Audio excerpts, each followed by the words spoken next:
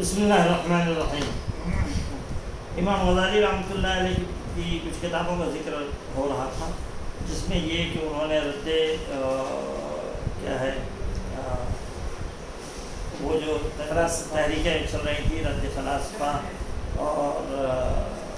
اور جو ساری تحریکیں تھیں، رد باطنیت، اس کے خلاف تو ایک کتاب انہوں نے لکھی تھی، اس کا تذکرہ ہے تحافت الفلاسفہ، وہ لکھی تھی۔ اس کا اثر دیکھیں، اس کا اثر کیا ہوا۔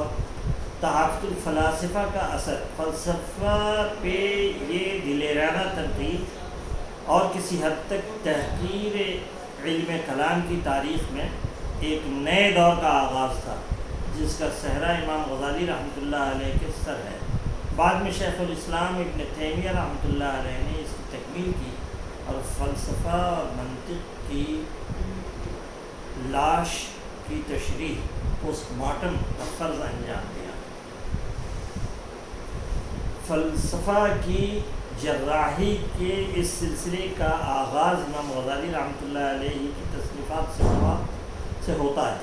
تحافت الفلاسفہ نے فلسفہ کے خیالی طلسم پر، خیالی جادو پر کاری ضرب لگائی اور اس کی عظمت، ذہنی تقدس کو کافی نقصان پہنچایا۔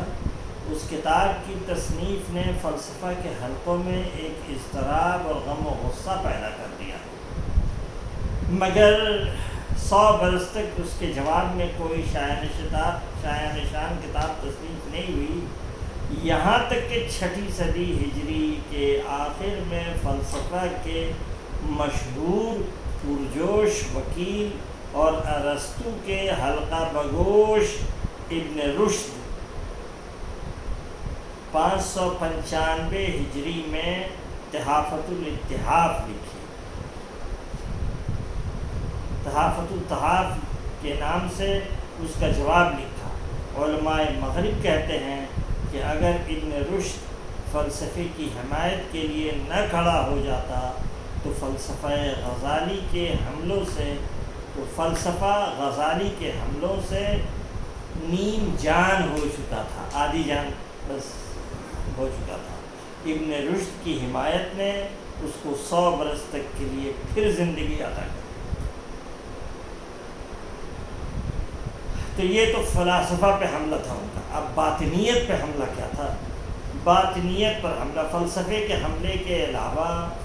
کے علاوہ امام غزالی نے فتنہ باطنیت کی طرف بھی توجہ کی۔ انہوں نے قیام بغداد اور مدرسہ نظامیہ کی تدریس کے زمانے میں باطنیوں کی تردید میں خلیفہ وقت کے اشارے سے المستظہری تالیف کی تھی، جس کا تذکرہ انہوں نے اپنی خود نوشت تلاش حق کی کہانی المنقذ من الضلال میں کیا ہے۔ اس کتاب کے علاوہ اس موضوع پر ان کی 3 کتابیں اور ہیں جو غالباً اس بازگشت زمانے کی تصنیف ہیں۔ حجت الحق، مفصل الخلاف، قاسم الباطنیہ، ان کی تصنیفات، یہ 3 تصنیفات۔ ان کی فہرست میں اس موضوع پر 2 کتابیں فضائح الاباحیہ اور مواہم الباطنیہ بھی ملتی ہیں۔ باطنیت کی رد کے لیے در حقیقت اہل سنت کے حلقے میں ان سے زیادہ موزوں آدمی ملنا مشکل تھا۔ امام غزالی سے زیادہ موزوں آدمی مناسب آدمی ملنا مشکل تھا۔ وہ فلسفے، متصوف اور ظاہری علوم اور حقائق و معارف دونوں کوچوں سے واقف تھے،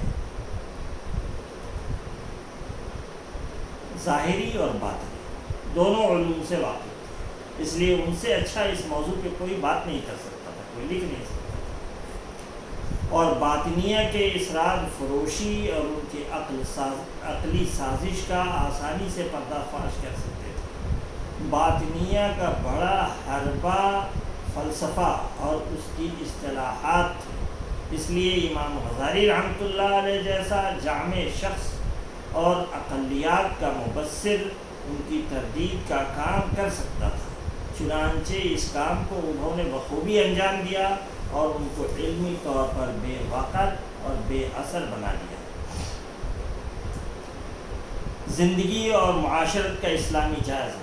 امام غزالی رحمۃ اللہ علیہ کا دوسرا اصلاحی کارنامہ زندگی و معاشرت، یعنی آدمی کی جو زندگی روزمرہ کی ہوتی ہے اس کا اسلامی جائزہ اور اس کی اصلاح و تجدید کی کوشش تھی۔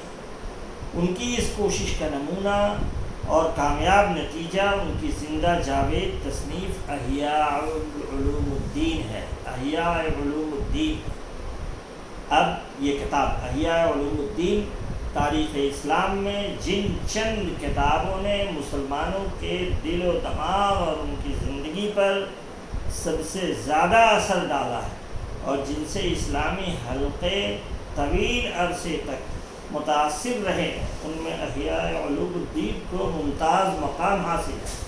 حافظ ابن زین الدین، حافظ زین الدین العراقی صاحب الفیہ، جنہوں نے احیاء کی احادیث کی تخریج کی ہے۔ تخریج کس کو کہتے ہیں؟ تخریج کہتے ہیں لکھنے والے نے تو کتاب لکھ دی، اس میں حدیثیں دے دی، اب حدیثوں کے حوالے کہ یہ کہاں سے لی گئی ہے اس میں ڈالنا، اس کو تخریج کہتے ہیں۔ ساری بات سمجھ؟ ریفرنسز ڈالنے کو کہتے ہیں تخریج۔ کہتے ہیں کہ امام غزالی رحمۃ اللہ علیہ کی احیاء العلوم اسلام کی اعلیٰ ترین تصنیفات سے ہے۔ عبد الغافر فارسی، جو امام غزالی کے معاصر اور امام حرمین کے شاگرد ہیں، کہتے ہیں کہ احیاء العلوم کے مثل کوئی کتاب اس سے پہلے تصنیف نہیں ہوئی۔ شیخ محمد گازرونی کا دعویٰ تھا کہ اگر دنیا کے تمام علوم مٹا دیے جائیں تو میں احیاء العلوم سے ان کو دوبارہ زندہ کر دوں گا اس کی مدد سے۔ ایسی کتاب ہے۔ حافظ ابن جوزی نے بھی بعض باتوں سے اختلاف کے باوجود اس کتاب کی تاثیر اور مقبولیت کا اعتراف کیا ہے اور اس کا خلاصہ منہاج القاصدین کے نام سے لکھا۔ اچھا، اس یعنی احیاء العلوم کا خلاصہ، اس کا ایک سمجھ لیجیے کہ ایبریجڈ ورژن ہے کہ منہاج القاصدین۔ یہ کتاب خاص حالات و کیفیات اور خاص جذبے کے ساتھ لکھی گئی ہے۔ کون سی کتاب؟ احیاء العلوم۔ بغداد سے انہوں نے طلب حق اور تلاش یقین کا جو سفر شروع کیا تھا اور جو 10 برس کے مجاہدات اور بادیا پیمائی کے بعد کامیابی پر ختم ہوا، احیاء العلوم اس سفر کی سوغات تھی جو امام غزالی رحمۃ اللہ علیہ اہل وطن کے لیے لائے۔ یہ ان کی قلبی تاثرات، علمی تجربات، اصلاحی خیالات اور وجدانی کیفیات کا آئینہ ہے۔ مولانا شبلی نے الغزالی میں لکھا ہے، بغداد میں ان کو تحقیق حق کا شوق پیدا ہوا، تمام مذاہب کو چھانا، کسی سے تسلی نہیں ہوئی، آخر تصوف کی طرف رخ کیا، لیکن وہ قال کی چیز نہ تھی بلکہ سر تا پا حال کا کام تھا، اور اس کا پہلا زینہ اصلاح باطن اور تزکیہ نفس تھا۔ امام صاحب کے مشاغل اس کیفیت کے بالکل سد راہ تھے۔ قبول عام و ناموری، جاہ و منزلت، مناظرات و مجادلات، اور پھر تزکیہ نفس کیا ہے؟ شتان بینہما، یہ لکھتے ہیں، یعنی یہ کہ دونوں میں بہت بڑا فاصلہ ہے۔ آخر سب چھوڑ دیا، ایک کملی پہن کر بغداد سے نکلے اور دشت پیمائی شروع کی۔ سخت مجاہدات اور ریاضیات کے بعد بزم راز تک رسائی پائی۔ یہاں پہنچ کر ممکن تھا کہ اپنی حالت میں مست ہو کر تمام عالم سے بے خبر بن جاتے، لیکن بیاد آر حریفاں، چاہے فارسی میں لکھا ہے بعد پیمانہ، بیاد آر حریفاں بعد پیمانہ، کیا معنی اس کو سمجھ نہیں آیا۔ اس فقرے کے، اس مقولے کے لحاظ سے آفاد عام پر نظر پڑی، یعنی عوام کے فائدے پر نظر پڑی۔ دیکھا تو آوے کا آوا بگڑا ہوا ہے، امیر و غریب، عام و خاص، عالم و جاہل، رند و زاہد، سب کے اخلاق تباہ ہو چکے ہیں اور ہوتے جا رہے ہیں۔ علماء جو دلیل راہ بن سکتے تھے، جو گائیڈ بن سکتے تھے، طلب جاہ میں مصروف ہیں، وہ یہ دیکھ کر ضبط نہ کر سکے، اور اسی حالت میں یہ کتاب لکھی۔ دیباچے میں خود لکھتے ہیں، یعنی امام غزالی لکھتے ہیں اپنے کتاب کی دیباچے، میں نے دیکھا کہ مرض نے تمام عالم کو چھا لیا ہے، پوری دنیا پہ چھا گیا ہے مرض، اور سعادت اخروی کی راہیں بند ہو گئی ہیں۔ علماء جو دلیل راہ تھے، جو گائیڈ تھے، زمانہ ان سے خالی ہوتا جاتا ہے۔ جو رہ گئے ہیں وہ نام کے عالم ہیں، جن کو ذاتی اغراض نے اپنا گرویدہ بنا لیا ہے، اور جنہوں نے تمام عالم کو یقین دلایا ہے کہ علم صرف 3 چیزوں کا نام ہے: مناظرہ جو فخر و نمود کا ذریعہ ہے، وعظ جس میں عوام کی دل فریبی کے لیے رنگین اور مسجع فقرے یعنی ڈیکوریٹڈ سینٹنسز استعمال کیے جاتے ہیں، فتویٰ جو مقدمات کے فیصل کرنے کا ذریعہ ہے، باقی آخرت کا علم تو وہ تمام عالم سے، پوری دنیا سے ناپید ہو گیا ہے، ختم ہو گیا، اور لوگ اس کو بھلا چکے ہیں۔ یہ دیکھ کر مجھ سے ضبط نہ ہو سکا، اور مہر سکوت ٹوٹ گئی، چپی ٹوٹ گئی۔ کون لکھتے ہیں؟ امام غزالی لکھتے ہیں۔